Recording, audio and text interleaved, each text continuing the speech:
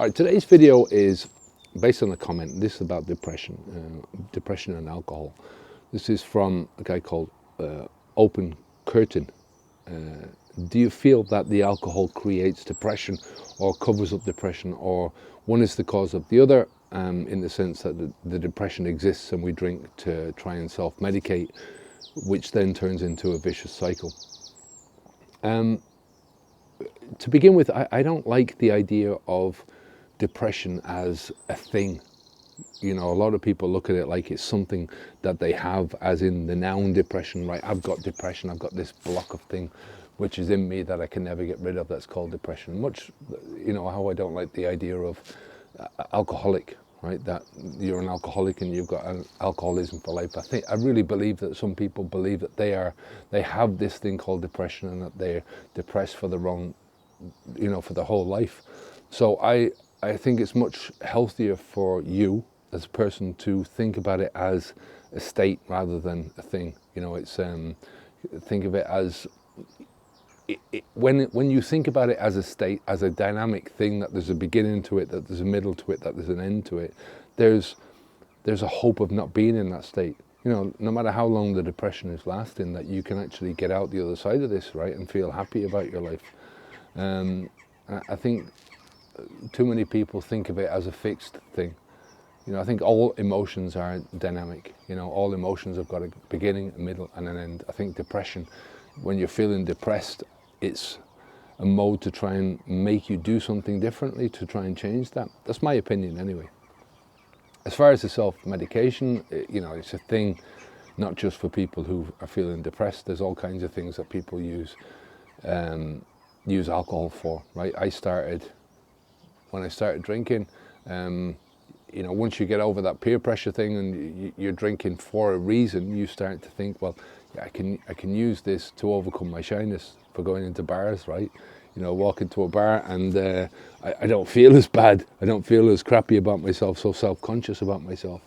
And then as you're moving through this, you start to realize that you can use it for relaxation, for sleep, for happiness, whatever happiness you get out of the bottom of a fucking bottle, but you know, use it to counteract worries, to counteract anxieties, all that kind of stuff.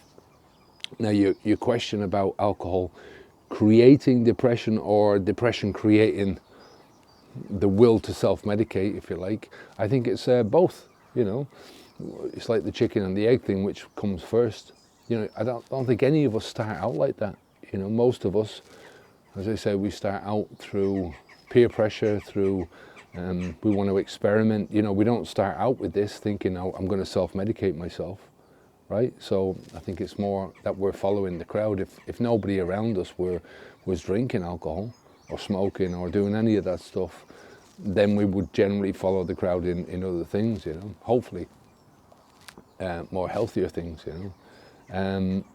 I think once you discover that tool for self-medication, for that you can use this medication for emotional control. Like I said, shyness was mine, and it didn't take me, you know, there wasn't a big leap for me to go from shyness to other things, to dealing with the other emotions, the relaxation, to kind of feel happy. It gets linked to that. I mean, towards the end of my drinking, it was more that I was, my emotions had become completely fixed to the alcohol. So I was using alcohol to get my happiness, to get my buzz, to get my any small amounts of joy that I could find in my life.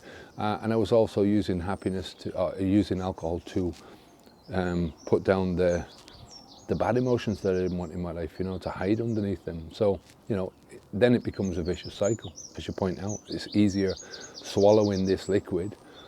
You know, it's easier just nipping down to the shop, buying this liquid, sitting on a couch, watching TV, dumbing down, you know, dumbing down your brain, not having to think about these things, and actually working through the problems that are causing these things in the first place. I mean, I think depression is caused by outside problems, you know, things that are happening in your life that you can fix.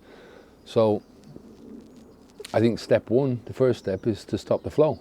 And then that part of the work that you need to do is to try and find happy things to do.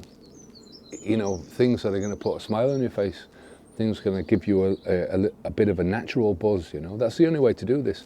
You get away from the alcohol, you start to reset your dopamine levels, and it can take a long time for that to happen, but you start to reset your dopamine levels, and eventually over time, you start to feel joy and happiness and fulfillment in the things that you're doing in life, the natural things that you're doing in life. That's what it's supposed to do. So, you know, every day get up and find something happy to do. I know it sounds trite, but it works. You know, I remember reading one of the easiest things that you can do to get yourself to smile. If you're not smiling, stick a pencil in your mouth, and it it puts your brain into that thing of smiling. You know, and again, it sounds trite, but it's something that works. Yeah. If you have to start from there, maybe you've got to do other things. But like I said, do something every day that makes you smile. You know, do something every day that makes you at least smile. Take care of yourself, and I'll speak to you again. Let me know if you have any questions at all in the comments down below. We read all the comments and answer as many as we can. If you found that you got any value out of this, then I hope I've earned a subscription from you. So give us your subscription. We're nearly up to 100,000.